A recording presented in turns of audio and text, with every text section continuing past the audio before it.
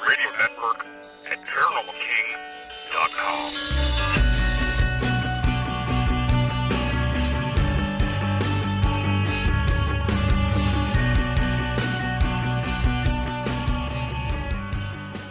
Welcome to the Paranormal News Insider for the week of December 22nd, 2020, and episode number 463. And this is your host, Dr. Brian D. Parsons, and we are live on the Paranormal King Radio Network at ParanormalKing.com. And 2020 is coming to a close. We only got one more show after tonight. Can't wait to put it in the rear view mirror, although I guess we still got to deal with next year, right? 2021, what can it bring us? And will it be a better year? We'll find out. I don't know if I'll do predictions. There's other shows for that. But usually not that great at predictions, but let's get through 2020. Let's wrap it up. Put a bow tie on it. Stick it in the oven, put it in the trash, whatever you want to do with it. But we're going to finish it off. Tonight we've got some cryptozoology notes from the year. We've got a couple of stories to update on that might end up, well, at least one of them may end up being something we'll definitely talk about next year if it evolves, if it becomes a reality. Could be the biggest story of the century. If not, it's just going to be another piece of paper in the round file, but we'll see. And also tonight, we're going to crack number 4 and number 3 open, like they're chestnuts on an open fire or something. I'm not sure where I was going with that one. But the top 10 paranormal news stories will continue with number 4 and number 3 tonight. And of course, that leaves number 2 and number 1 for next week, our New Year's Eve celebration. Is that right? Is tonight Christmas Eve? I'm not sure. Yeah, Christmas Eve show. And then next week will be the New Year's Eve show, I suppose. But anyway, we've got a lot of stuff to cover tonight, so we're going to jump in with both feet, shoes, not tied together, hopefully. And encrypted news, and not too long ago I talked about this. I think it might have been last week. I don't know. My weeks are kind of blurring together anymore with Christmas and I work in retail, so I'm out and about. I'm in the fray of the wandering needy people getting Christmas gifts and food, and I don't know. You'd think that people would be not wanting to come out in crowds, but it's happening.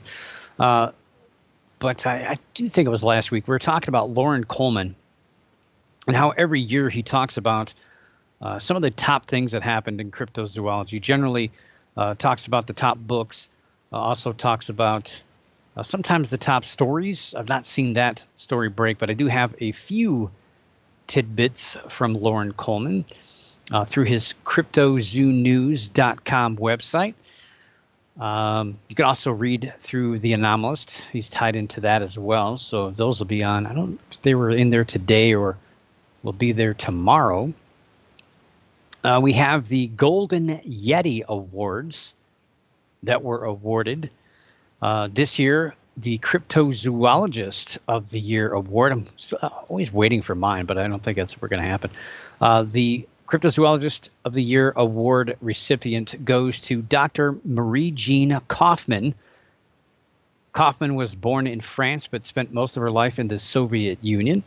She became intrigued about snowman stories in the 1950s in Russia, I guess the Soviet Union, and went on to become one of the biggest researchers of the Almasty, which is essentially the Caucasus, I always mess that up, Caucasus, variety of the Almas. And that, of course, is pretty much, I guess you could just call it the Mongolian version of Bigfoot to make a generic statement. It's a bipedal creature seen in the Mongolian area, Soviet Union, that part of the world. up there in the cold. Granted, there's a lot of stuff very similar to other creatures that could just be nothing more than bears, of course. But back to Kaufman. So she, on July 22nd, had her 101st birthday. Now, she's not in great health, but she's still a sound mind from what I've heard. And she resides in a home for the elderly in Paris. But she's done a lot of work in this bipedal Almasty research area. Probably the largest volume of work for it, but so a very good award there. And Coleman also announced the recipient of the Lifetime Achievement Award, the other Golden Yeti of the year. And this went to researcher and author, also artist, Christopher L. Murphy. And you may recognize that name. Murphy has written and co-authored a number of fantastic research books. I know I've got, I think, 4 or 5 on my bookshelf with his name on it. I think 4 or 5. Maybe I think I've got one that I need to get yet. So Bigfoot, Sasquatch, even the Ohio Grassman. There's a couple of books on Ohio Grassman that he's written that have been indispensable for my research here in the Buckeye State. And he resides in the British Columbia area of Canada. So a fantastic researcher and definitely deserving of the Lifetime Achievement Award for all of his research and efforts into putting a lot of different things together, from the Patterson-Gimlin film to, again, all of his Sasquatch Pacific Northwest research, and as well here in the Ohio Grassman stuff. So definitely worthy of that. The top 20 cryptozoology books, which I was very fortunate enough to be on that list a number of years ago with my book, The Handbook for the Amateur Cryptozoologist, a long time ago. Geez, when was that? 2016? 2015? 2000? I don't remember. It's in there somewhere. I'll look at it later. But this year, a number of books, just so much going on. I only remember a handful of these coming out, but got a couple on my Christmas list. We'll see if I get them. If not, then well, I'll just be doing my normal January thing where I'm buying my own books if I don't get what I want and reading away. So the Bigfooters Atlas by Zach Bales. It's a Bigfoot and Hominology book. We also have Wendigo Lore, Monsters, Myths, and Madness by Chad Lewis and Kevin Lee Nelson. That is actually on my list. Don't remember when that came out, but that was on my list. Wood Knox Volume 4, Journal of Sasquatch Research by David Weatherly and Chad Lewis, among others, also on my list. I got to catch up on that, though. Forgotten Bigfoots Around the World by Malcolm Smith. Boggy Creek Casebook, Fouke Monster Encounters 1908 to Present, definitely on my list. That's by Lyle Blackburn.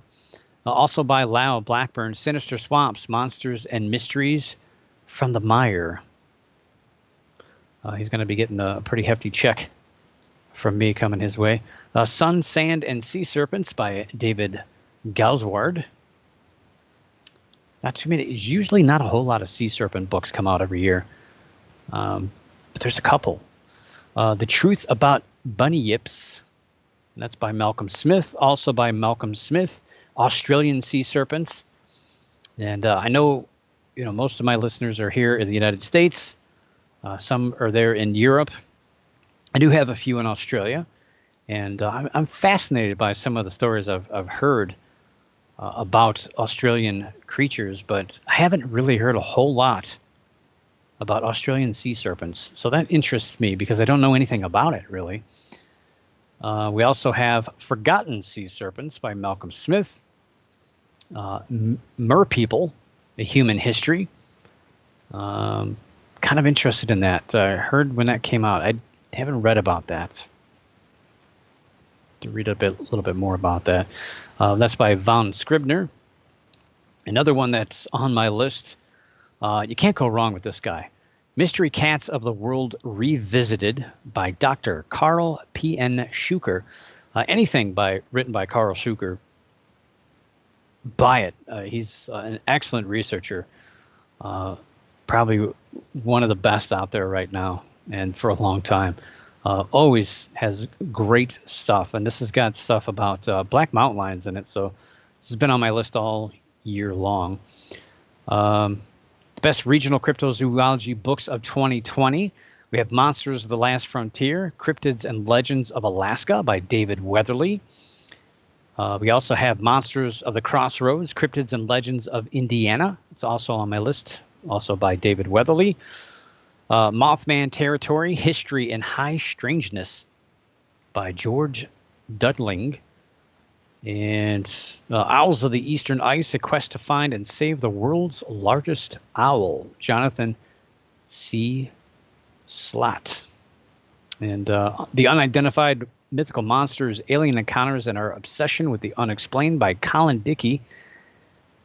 And we got a few more here, but I'm not going to read them all. You can go to cryptozoonews.com and get the edge. Last 4 or 5 books here. Some of these I've not seen. But a lot of the chunk of the early ones, yeah, I've got like, gosh, another $100 worth of books on my list. And also, Lauren Coleman not only does the Golden Yeti Awards for the Lifetime Achievement and the Cryptozoologist of the Year, but he also talks about cryptozoology deaths every year. And unfortunately, you know, cryptozoology is full of a lot of older people. You know, when it starts out in the 40s and 50s, 60s with, you know, all the Bigfoot stories. It's still a pretty young, can't really call it a true science. It's not a true science, but it's still a fairly young pursuit, I guess you could say. But the guys that are heavily involved since the 40s, you know, these guys are getting older. And unfortunately, we've lost a lot along the way. And this year, there was a couple, well, at least one big name, Brian Sykes, who's been on the top 10 Paranormal News Insider stories of the past with his DNA research, discovering that not all Bigfoot are actually Bigfoot. Some of them are actually bears. He's done a lot of great genetic work on purported hares and other things found of purported Bigfoot and related phenomena. He passed away on December 10th of this year. And if you're a fan of the Finding Bigfoot television show, I didn't know about this either. The passing of James Bobo Fay's dog, not James Bobo Fay, he's still kicking. His dog Monkey passed away in late November. So you might have seen the show. He's kind of like the additional cast member there. I don't think he got paid for his appearances, but celebrity dog, November 28th. He's known as the 5th star of Finding Bigfoot. A lot of other, again, aged cryptozoologist Bill Miller from Sasquatch Tour founder, died on October 1st. Kevin Burns, executive producer of In Search of Monsters, Ancient Aliens, died in September. Scott Marlowe, Florida cryptozoologist, died in September as well. Number of people on this list, and it seems like it just gets longer every year, and it's just very, very sad. But one researcher I definitely wanted to talk about was David Drageson, Pennsylvania Bigfooter, really good friend of mine. I considered him a very good friend. Always nice to chat with him. I spent countless hours talking research, other things, all sorts of stuff with Dave. He was so easy to talk to and just such a wonderful, wonderful researcher. Was always the MC of events that I went to in Pennsylvania. I could always count on a good story, always count on some new research. And it was just hard to hear of his passing back in July. Just a wonderful researcher, and it really hurts when you lose the good ones. in the field. The people that are doing the work right up until it's their time to go. And he was a fantastic, just a genuine person, let alone a fantastic researcher. So I feel some of the pain on this list, but it's sad because it just seems like these lists get longer every year of people that are passing away. And geez, I want this to be depressing. But you can check out cryptozoonews.com and find out all of these lists and all the information that Lauren has to offer for cryptozoology. But that's it for cryptozoology this week. We're going to move into UFO news. And one story that I've not talked about on the show, I mean, it really never blossomed into anything. It was just another log on the fire as far as I'm concerned. Hasn't had a major impact on anything. And that is the reveal of a new photograph leaked of what appears to be a strange-shaped UFO as seen from the cockpit of an FA-18 Hornet fighter jet. If you've not seen this, you're probably not paying attention. It's been all over the news the last few weeks. But again, I just kind of sidestepped it. It just really didn't seem like it was going to be anything major to me. Again, just another log on the fire.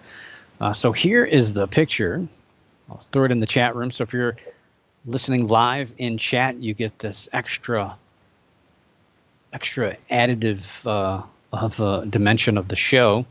Not just me rambling on and on for an hour and 2 minutes every night or every week. So here in the cockpit, you can see this was taken with a personal cell phone. And oh my gosh, is that a curvature of the Earth? No, it's got to be NASA messing with that picture. But you can see a little dot out ahead, and I'll throw a zoomed picture of what that looks like. Not seen that. So there's a zoomed picture, and it's really an odd shape. It's kind of a raggedy shaped object. It's invalid. Well, that's not going to work. Love technology. So probably not going to work here. Nope. Anyway, it's kind of got some weird shapes. I'll throw another one in there in chat. That once I develop the story here. So the photo was taken with a personal cell phone of the pilot at 35,000 feet, give or take. When zoomed in, again, the shape is rather odd. It's like a triangular shape with some weird edges on it, basically. Kind of a jagged outline, more or less. So the photo was considered unclassified and for official use only, but was being shared within U.S. intelligence community personnel, and ultimately was leaked out to the public because it wasn't held in too high a regard apparently. So it was leaked via social media. Gasp! Social media. So it was leaked on social media back on December 3rd. With not a whole lot of information backing it other than what I've just told you. Now, internet sleuths, of course, are always on the job. They're always trying to get to the bottom of everything. So they've been hard at work trying to solve this mystery, and they have come up with a kind of, in my opinion, not so surprising answer. It was kind of one thing that I thought of when I initially saw it, but I didn't have the exact answer. So just looking at the shape itself, the answer is as simple as a balloon. And I know a lot of people are going to roll their eyes. At least I didn't say, Chinese lantern, something like that. Not at that elevation. But looking at that shape, it's a very distinct shape. It's not just any balloon. This one is a Batman balloon. And I know we've... in the past, we've, this year we had an Iron Man balloon. And let me throw that picture. Hopefully that one works. Success. So the second picture, you see the kind of a well, there's three balloons there. Two of them are this Batman balloon, and the third one that's in the upper left, a little bit faded, is the actual image of this UAP. Can't say UFO anymore. So you can tell the shape is pretty darn similar. Now, the edges on the side of this object look a little bit bigger, and there's a reason for that. It's supposed to look like that. It's actually really, really good that it looks like that, because that helps actually prove things. Now, initially, I personally, believe it or not, was dismissive of the balloon theory. I thought that there's no way. 35,000 feet, I do know that balloons have a hard time getting that high. There are quite a few arguments against this being able to be a balloon. And the internet, as always, there's two sides to it, and a lot of people are saying, yes, this is definitely the balloon, and a lot of people are saying, no, it can't be a balloon.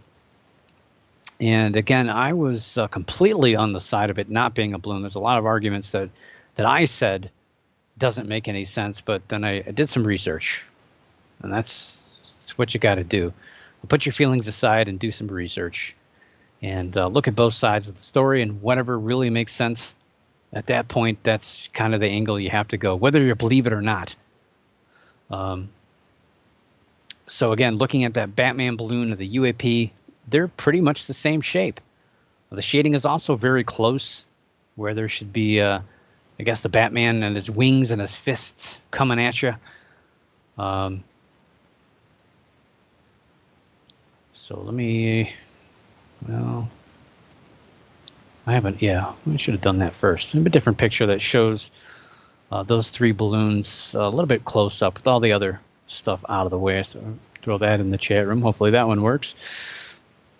So you get a little bit closer look at those three, and you can click on that picture and it'll get a little bit bigger. No, not so much bigger, but you kind of see there's a little bit of distortion because of it's zoomed in. You can only zoom in so much on any digital image before it pixelates, no matter how good the camera. And sure, they were traveling pretty fast in a Hornet, and it's pretty hard to keep the camera straight when you're taking a picture going 300 some odd miles an hour. So that's part of the equation here. That's part of the first thing that I thought of because of a couple arguments that have been brought up, and pretty tough arguments to go against here. So first, it would be pretty difficult to take a picture of a balloon while you're flying in a fighter jet around 300 plus miles per hour. But remember, and this is the thing that I had to tell myself, a balloon is also traveling at speed with the wind at that altitude. And if it is 35,000 feet, that wind could be as much as 200 miles an hour. Probably not that much, probably more around 100, but it's going to be moving. Depends on where exactly they're at, if they're near the jet stream. But the wind is a lot heavier in those in that elevation. But again, it depends on where they were at. This would give the perspective that the object is actually traveling at speed instead of just stationary. It's not going to be stationary at that altitude. It's going to be hauling in one direction or another. So if they're going in that same direction, you can take that 300 miles an hour and subtract 100 or so. It's still pretty fast. If it's going 150, it's going half that speed. It's, you're passing it up still at 150 miles an hour, but would still give you time to be able to take a picture of that. And we don't know. There's no video, so we don't know how fast they pass this object. But it does fool the eyes, and it does fool your perspective on what you're seeing when you're flying around up there. Now, the other major argument is that balloons can't travel that high.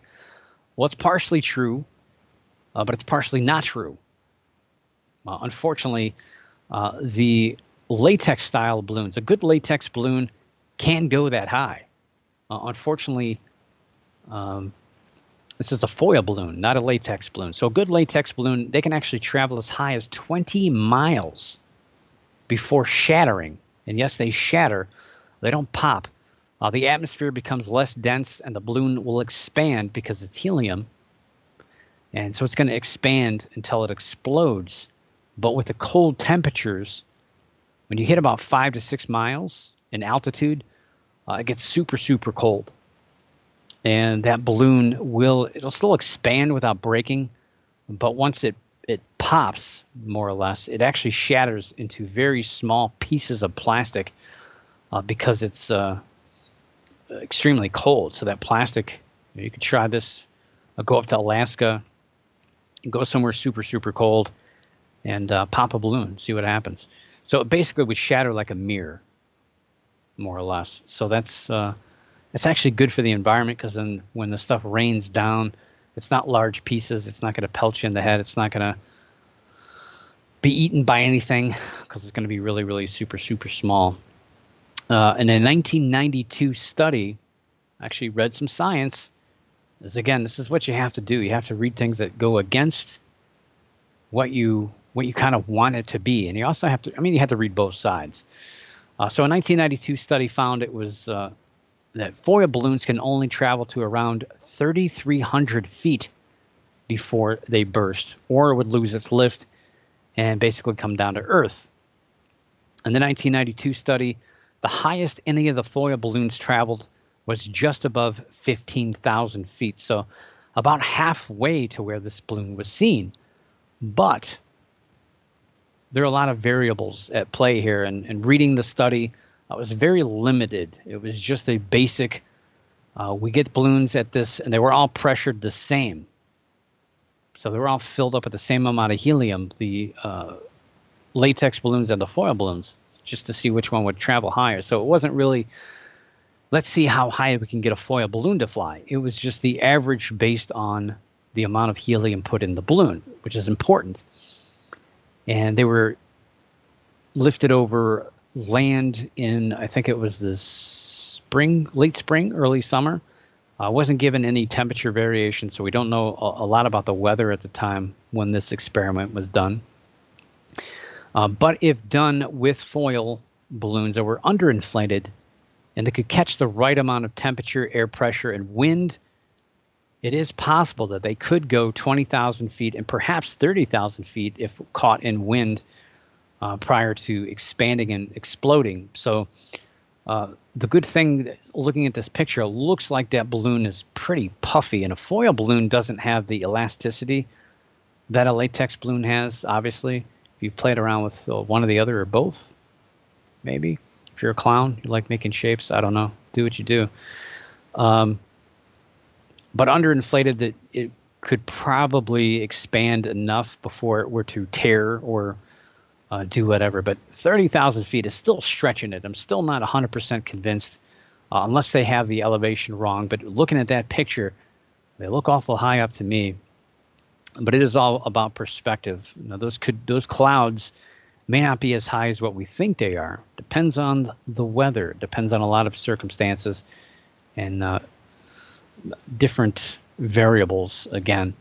This particular balloon is 28 inches wide, so much bigger than the foil balloons that were used in the 1992 study.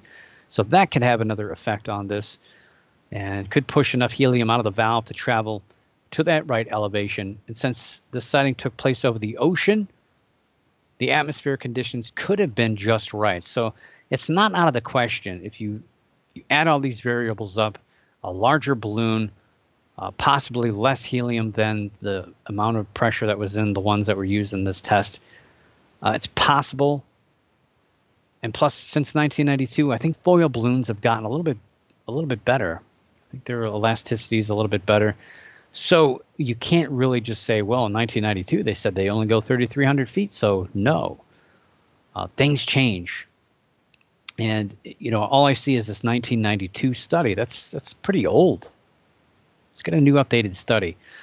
But again, I didn't believe it at first, but the more research I read and the more stuff that I kind of looked around the more I'm convinced that, I mean, just looking at this thing, it looks like it's more than likely the answer. Big thanks to Scott Brando over at UFO of Interest, who is one of the best that I think debunking some of these fake videos.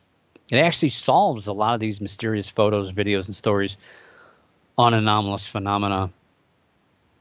And he's always somebody that I'm watching because he does fantastic work.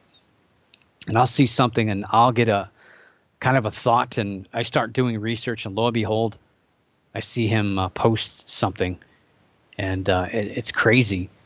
We're on the same wavelength sometimes with his work. So UFO of Interest, you can follow him at UFO of Interest on Twitter and get pretty much the latest breaking UFO stuff debunked. And debunking isn't a bad thing.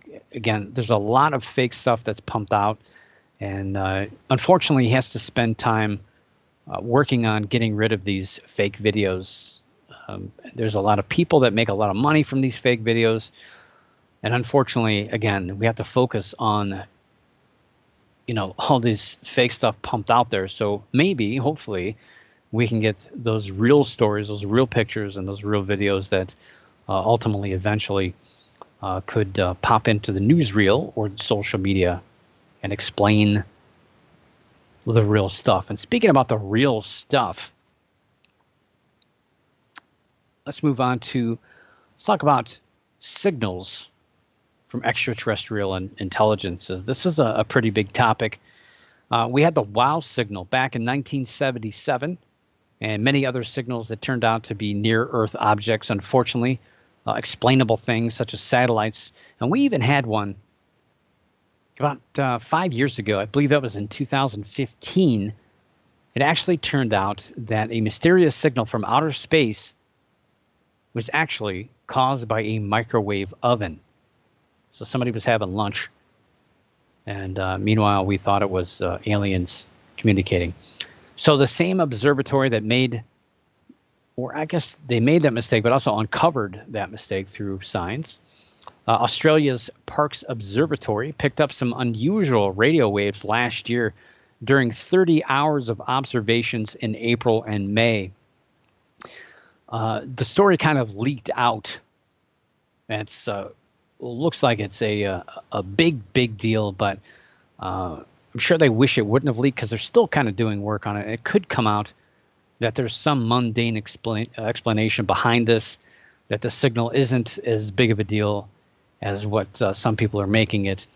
So the direction of the beam and an apparent shift in the frequency of the signal is thought to be consistent with the movement of a planet, and that's a pretty big deal. The beam is currently known as BLC-1, after the Breakthrough Listen project, which is tied in with SETI, the Search for Extraterrestrial Intelligence. So Breakthrough Listen is just one of the initiatives launched by Yuri Milner in 2015 with $100 million in funding for a 10-year project. The best news about this signal is that it comes from the closest star to our sun, Proxima Centauri, which is just 4.2 light years from Earth. But it's too faint to be seen with the unaided eye. I think you could see it with binoculars, though, if you really squint. Telescope is better. The system is known to have at least 2 planets circling the red dwarf, one being a gas giant and the other being a rocky planet like Earth.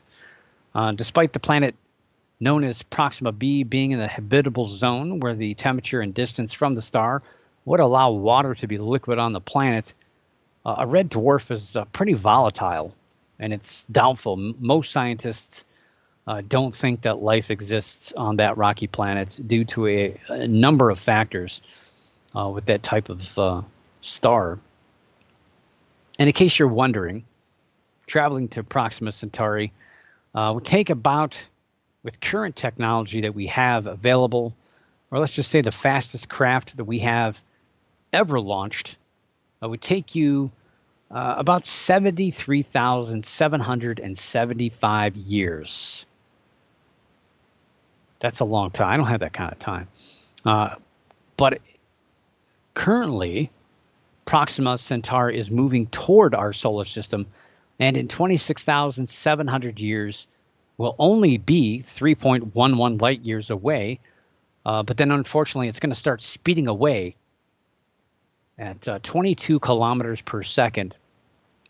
And that's not too much faster than our current fastest craft, Voyager 1, which is traveling at 17 kilometers per second. So if Voyager 1 was traveling in that direction, it could potentially meet up with that system, but then that system would start speeding away pretty quickly.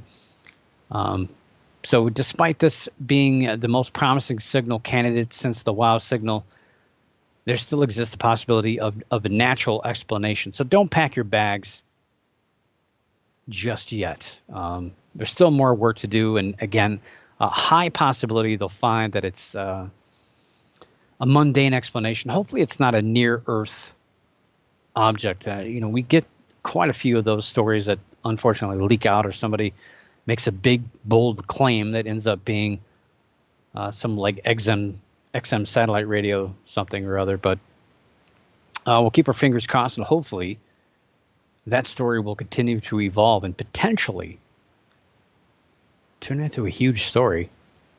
Well, probably next year, if they can't debunk that. So with that, we are going to move into the top 10 paranormal news stories for 2020. Not a very good segue, but anyway, the top 10, and quickly go through the last few. So number 10, no, it wasn't the monoliths. Even though there's 82 different monoliths now discovered, something like. I don't know why we're even keeping track anymore. Who cares at this point? It's watered down stuff. Number 10 on my list was the MUFON director being arrested.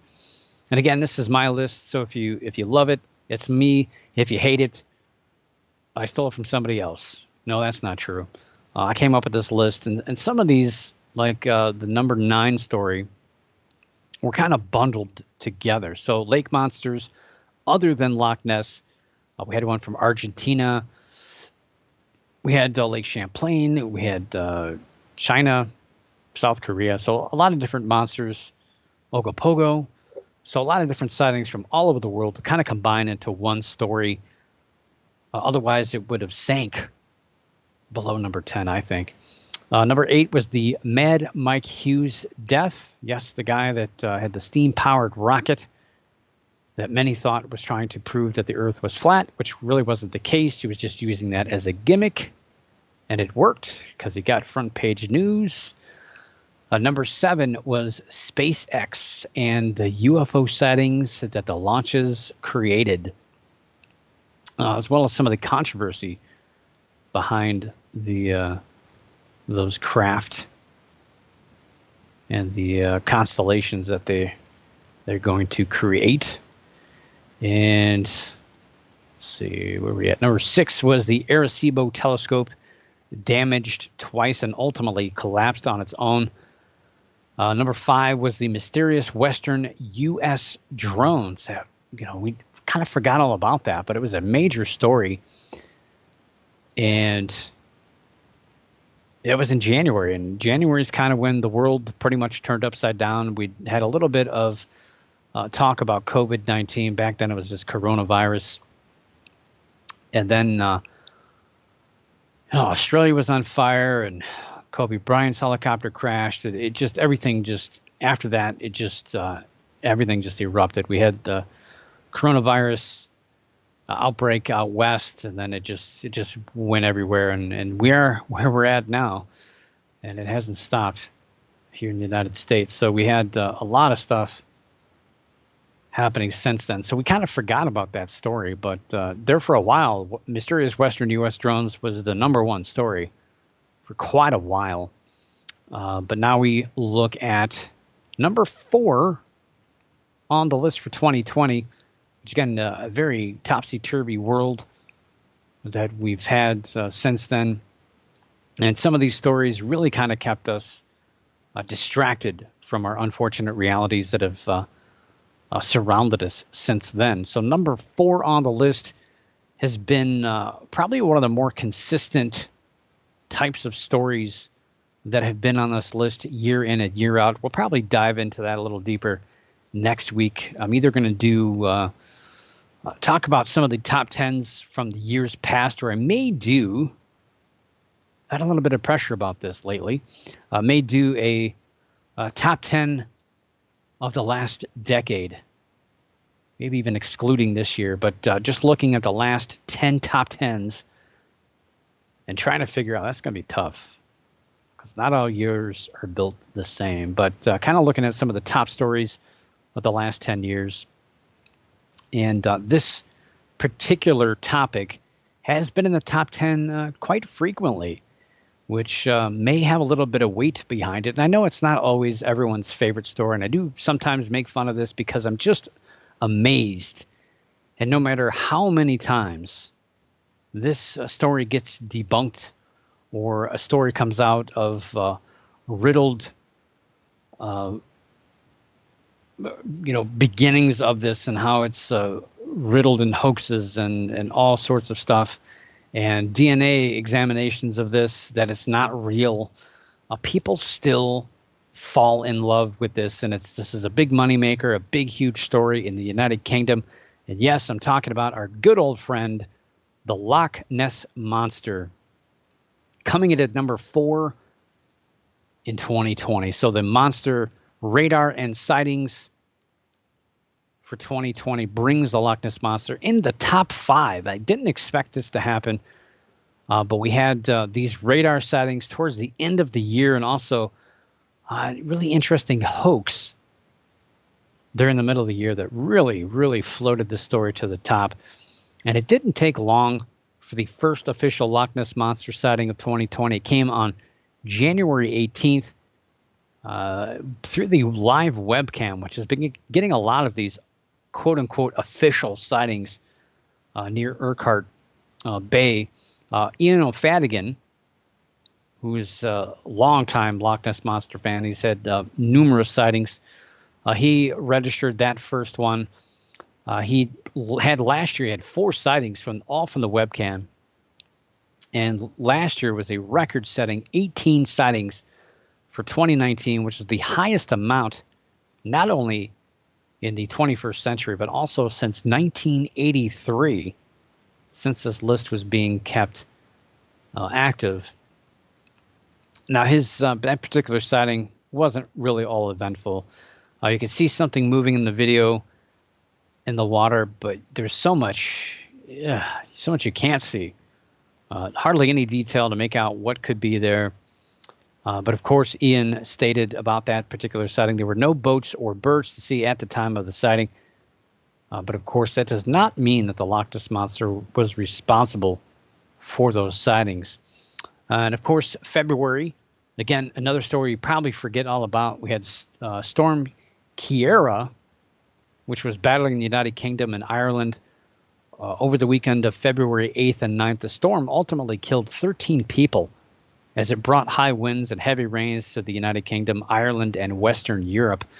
The storm also deposited a giant skeleton on the shores of Aberdeen, Scotland, on the northeastern side of the country, which generated a lot of speculation that the Loch Ness Monster was dead.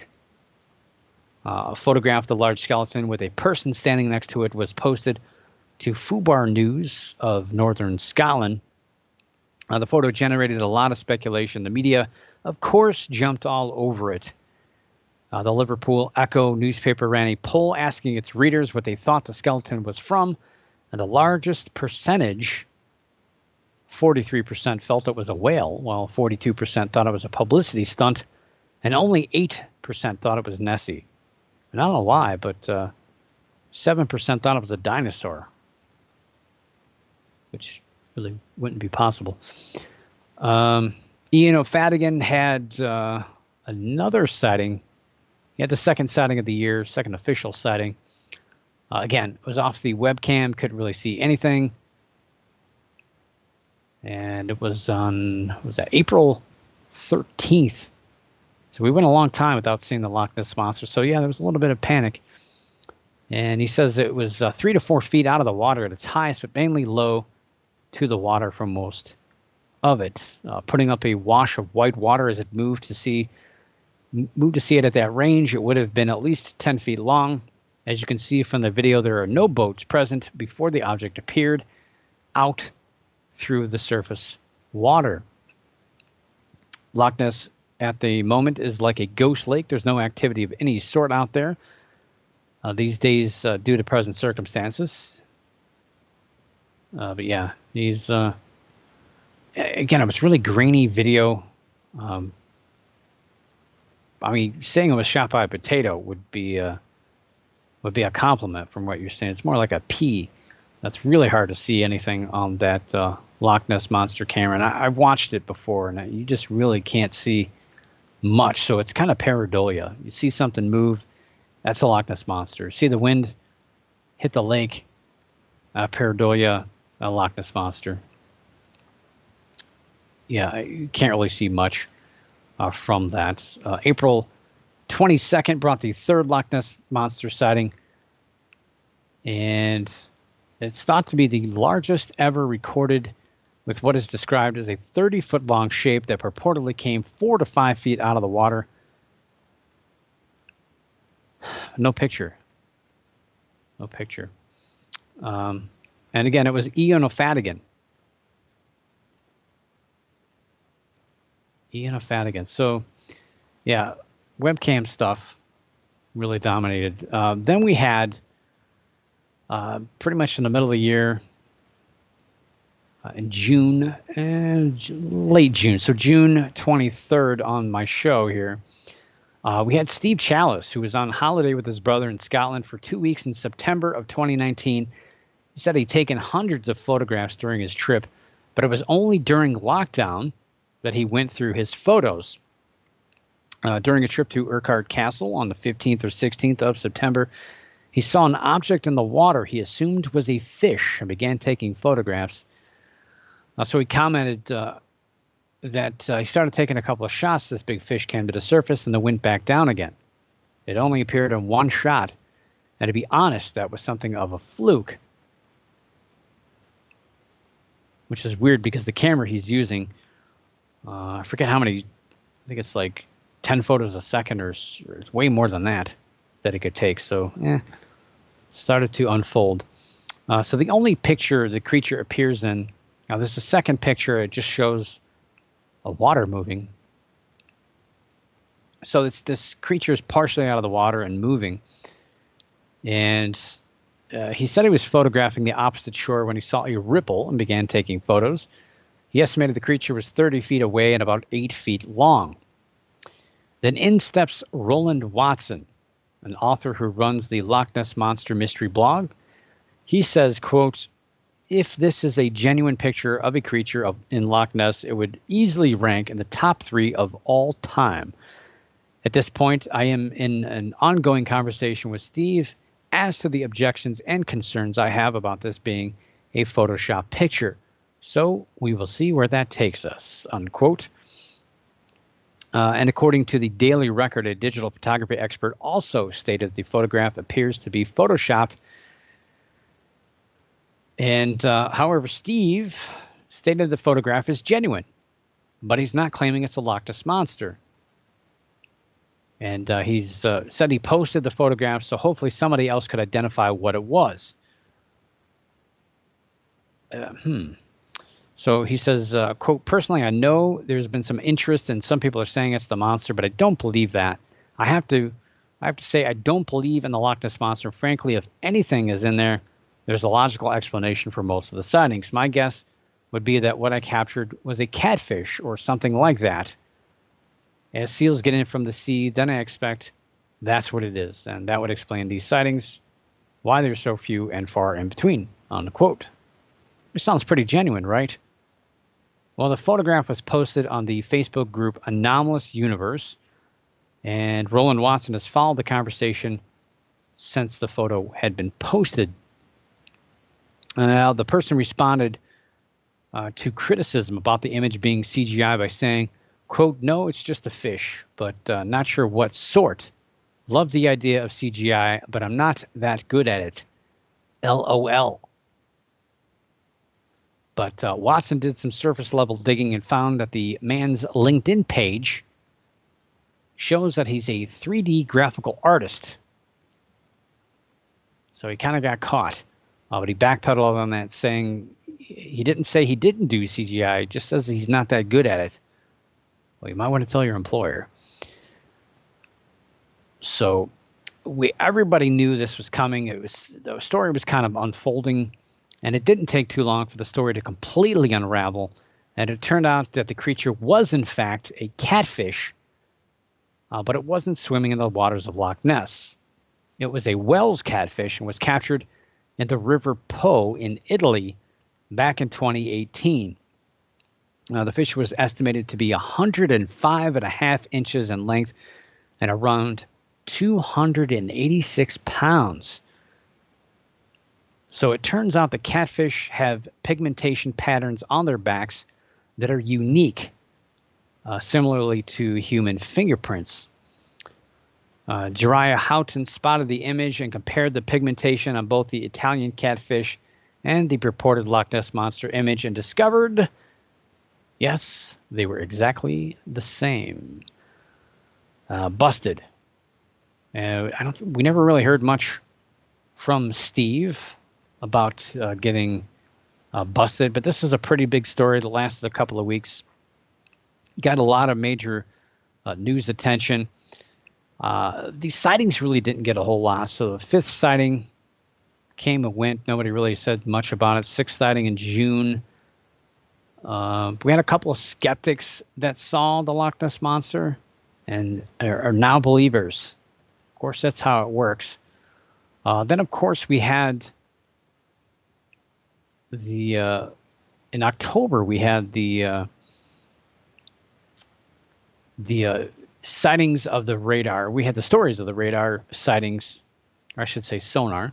One was captured on Wednesday, September 30th by Ronald McKenzie piloting the Spirit of Loch Ness. It's got a lot of attention. On October 11th, another one showed up from Ronald McKenzie. And then we had a third one. Of course, this one was from June of 2015, but it still got some attention. So 3 sonar images of purportedly of the Loch Ness Monster rolled out and got a lot of attention for the Loch Ness Monster. So the Loch Ness Monster in the news all year long. So why is the story in the top 10? Well, 2020 did not live up to the 21st century record number of sightings of 18, as there was only 12 in 2020 versus 18 in 2019. But the sightings and stories of the catfish hoax and the sonar findings kept the Loch Ness Monster in the paranormal and mainstream news all year long. And of course, was a welcome distraction to all of the COVID-19 and political news that we all had to endure. So why is the story only number 4?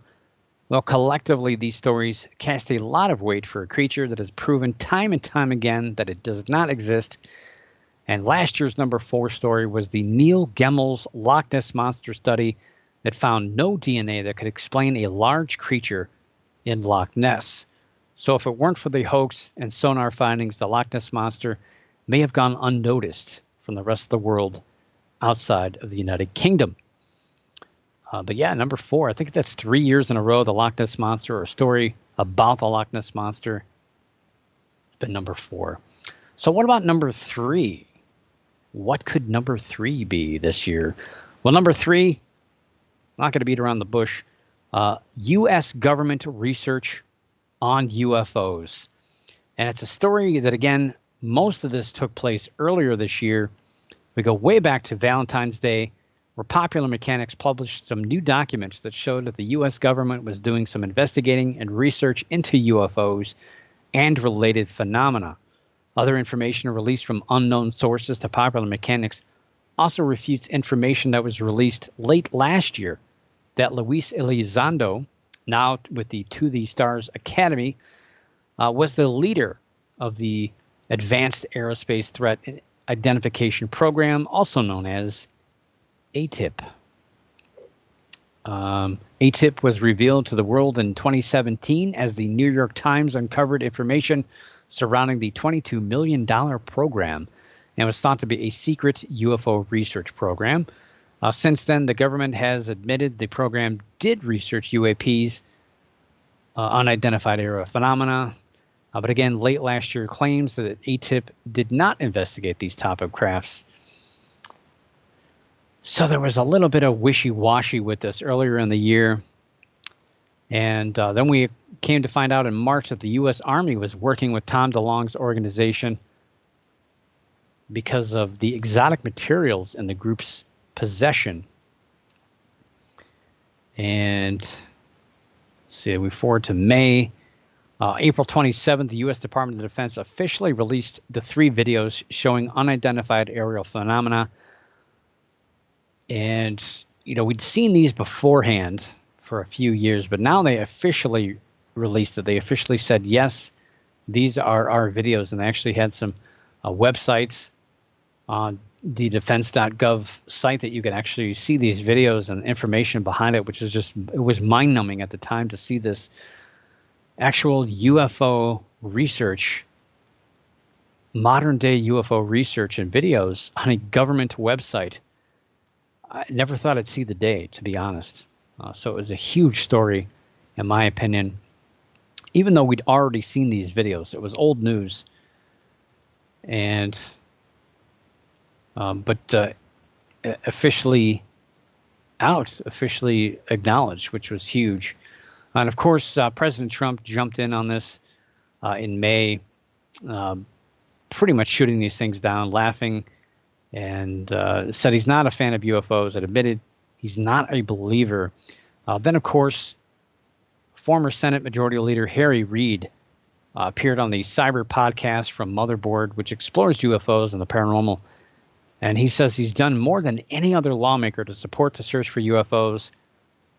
But that statement doesn't mean much because no one else is doing anything. And of course, his statements have kind of really pushed the way with everything throughout the year talking about this. The Pentagon then, toward June, the U.S. Senate Intelligence Committee announced it was going to impose rules on how information is shared by the DoD and the UAP or UFOs with a bill that was ultimately passed. You know, so reading about politics and talking about how information is going to be released, again, just crazy to see this in the mainstream media and the mainstream news. And now we have this task force that's created to, in reaction to basically the reaction of the videos going public, the gimbal go fast and FLIR one, or the Tic Tac video that were acknowledged back in April. So pretty much, you know, off and on throughout the year, we've seen these stories in the mainstream media. And again, it's weird to see this flip-flop because we're used to seeing those in the UFO field talking about UFOs and pressuring the government, and the government just ignoring it completely. Whereas now, all you see is the government talking about this. It's in the House, it's in the Senate, the president's talking about it. This is a big deal. The military is talking about them. It's leaking through government sources, but we're not hearing anything from the UFO researchers, which is really, really weird, the flip-flop of information. But again, it goes to what I've always felt, that the government really doesn't know as much as what we think they do. We've given them a lot of credit for knowing things or having things in their possession that maybe they don't. We really don't know as much as what we think they do or hope they do. So why did the story make the top 10? Well, I think hopefully it's pretty obvious. A UFO study has gone from swamp gas and the X-File theme music with canned laughter to a serious discussion point within the U.S. government. These days, it seems the government, again, is doing more work to uncover UFO information than the public that feels they're covering everything up. UFOs or UAPs, whatever you want to really say, were in the news all year long and have finally become an accepted topic by the news. which is we've seen this the last 3 years. It's getting more and more mainstream. More and more people are covering this, and we see headlines that actually take this stuff seriously, which is, again, 5 years ago, I would have never thought it was going to happen. So why is the story only number 3? If it's such a big deal, it was in the news all year long. Well, while all that is true, there were no major strides to disclose any new information. Well, except for the one picture. But it really doesn't add anything of value or substance to the entire story. So we're just still left with the same old information, just dragged through the mud, talked about, and put into bills, and talked about to ad nauseum, really. So we're still as in the dark as what we were in 2019, but the good news is the push seems to be headed in the right direction, finally, after all this time. So remember, next week, we will debut number 2 and number 1,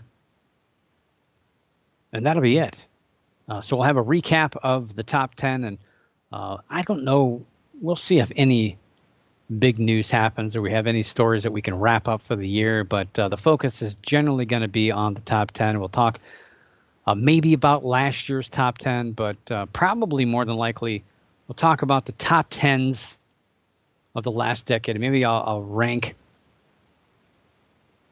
Maybe I'll come up with the top 10 of the last decade. I don't know. We'll see. But until then, I will see you next week. But for now, keep your eyes in the skies, your ears in the woods, the hair standing on the back of your neck, and always keep your mind slightly ajar. And above all else, in the immortal words of Steve Smith, Jonathan Cain, Ross Valerie, Neil Schon, and Steve Perry, don't stop believing. Ever. Don't stop believing. For the Paranormal News Insider, this is Dr. Brian D. Parsons reporting, and have a safe and Merry Christmas.